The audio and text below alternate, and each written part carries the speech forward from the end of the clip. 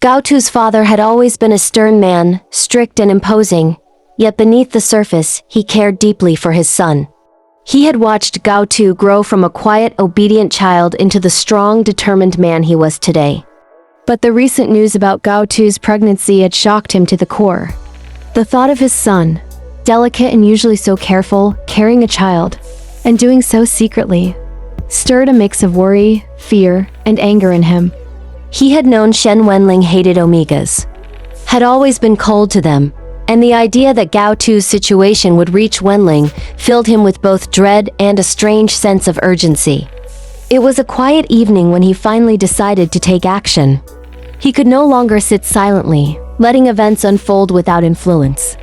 Gao Tu had disappeared for days, and the pregnancy was progressing. The father knew that time was critical.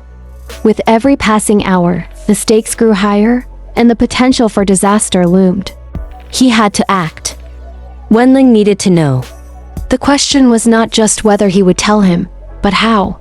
Gao Tu's father understood Wenling's prejudices, the disdain he held for omegas. He knew that revealing the truth could either provoke anger or manipulate him into a decision that would ultimately benefit Gao Tu. He found Wenling in his office, working late as usual. Wenling's expression was focused, almost cold, as he typed at his computer. There was no sign of the softness that Gao Tu had always cherished in him. Gao Tu's father cleared his throat, a subtle signal that he had arrived with important news. Wenling looked up, eyebrows slightly furrowed, sensing the gravity of the moment. "Wenling," he began, his voice firm but calm. "There is something you need to know about Gao Tu." Wenling paused, his heart tightening instinctively at the mention of Gao Tu's name. "What is it?" he asked, his voice measured, though a flicker of concern betrayed him. Gao Tu's father took a deep breath. "Gao Tu is pregnant." The words hung in the air like a heavy cloud. Wenling blinked, momentarily speechless. He had always believed he knew everything about Gao Tu, had thought he understood the man completely. But this revelation shattered that certainty. Gao Tu, the quiet, composed, devoted man, the one he had believed would never let anyone close enough to hurt him, was carrying a child. And the circumstances of this pregnancy, hidden and secret, made the situation infinitely more complicated. Wenling's mind raced. He remembered the times he had dismissed Gao Tu's closeness, the subtle moments of affection he had overlooked, the sacrifices Gao Tu had silently made. Anger rose first, directed not at Gao Tu, but at the audacity of the situation, at the potential danger his beloved might be facing.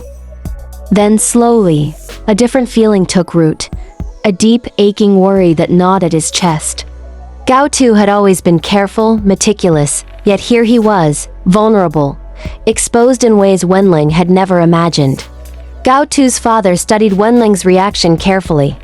He had anticipated shock, perhaps even outrage, but he also knew that Wenling had a streak of stubbornness. He had expected resistance, an instinct to reject the idea outright. But the father also understood Wenling's deeper feelings, the secret affection he harbored for Gao Tu, feelings that Wenling would never openly admit. These hidden emotions were the key to ensuring that Wenling would act in a way that protected Gao Tu and the child.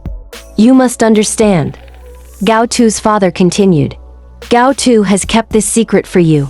He knows how you feel about omegas. He knows you dislike them, that you would never accept a situation like this willingly. But he has chosen to endure this hardship alone, to protect both himself and the child. You need to act if you want to prevent disaster." Wenling's eyes darkened. His heart ached at the thought of Gao Tu suffering, enduring pain and danger alone. Every memory of Gao Tu, the gentle smile, the quiet gestures of care, the unwavering loyalty flooded back, each memory sharper and more painful than the last. He wanted to reach out, to embrace him, to reassure him that he would never be alone again. But he knew that Gao Tu had disappeared, deliberately avoiding him, and that any misstep could push the omega further away. Gao Tu's father leaned forward, lowering his voice. "There is one option, Wenling. If Gao Tu were willing to terminate the pregnancy, I would accept it, for the safety of my son. But the cost? The child, if he insists on keeping it, will be at risk. You know this. And there is a price for ensuring the pregnancy is ended safely. 10 million. Wenling's breath caught. 10 million. A staggering sum. Yet he understood immediately what his father meant. The father believed that money could influence Wenling's decision, that he would pay to see Gao Tu comply. But Wenling's mind was already made up, even if his heart wrestled with conflicting emotions. The thought of forcing Gao Tu to terminate the pregnancy, to take away what he had fought so hard to protect, was unthinkable. Even as the father continued to speak, Wenling's thoughts were with Gao Tu, picturing him curled up in pain, whispering to the child, enduring the harshest trials silently. You misunderstand me, Wenling said firmly, his voice low but unwavering. I will not harm Gao Tu. I will not force him to make that choice. The child is his, and I will respect that. Gao Tu's father stared at him, incredulous. He had not expected such defiance, such a protective instinct that bordered on recklessness. Wenling's declaration was both reassuring and alarming. It meant that Gao Tu would be safe from immediate coercion, but it also meant that Wenling was willing to defy logic, to risk everything to ensure the well-being of Gao Tu and the unborn child. You don't understand the danger, Wenling, Gao Tu's father insisted, his voice tinged with frustration. Pregnancy for an Omega is already dangerous, and in Gao Tu's condition, it is life-threatening. You must ensure he makes the right choice.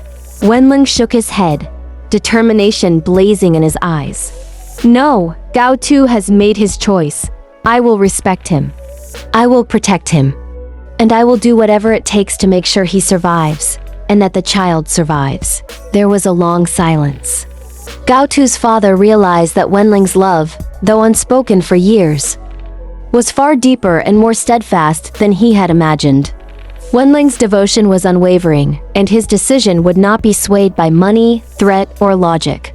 The father could only hope that this resolve would be enough to keep Gao Tu safe, to shield him from the dangers that loomed. Wenling left the office that night with a sense of urgency and determination. Every step, every thought was consumed by Gao Tu, by the child growing within him, and by the need to find his beloved. He knew that Gao Tu had disappeared, likely to protect himself and the child from both him and the outside world. Yet Wenling's heart refused to rest, refused to accept distance, refused to allow Gao Tu to suffer alone. He had to find him, had to reassure him, had to let him know that he was not alone, and that the child was already cherished. As Wenling walked through the quiet streets, he reflected on all the times Gao Tu had silently cared for him, had endured hardships for his sake, had hidden his true self to remain close to him. He thought of the long nights when Gao Tu had waited for him, of the subtle gestures that spoke volumes, of the sacrifices that had gone unnoticed. And now, in the face of danger, in the midst of uncertainty, Wenling's resolve had strengthened. He would find Gao Tu, no matter what it took, and he would protect him.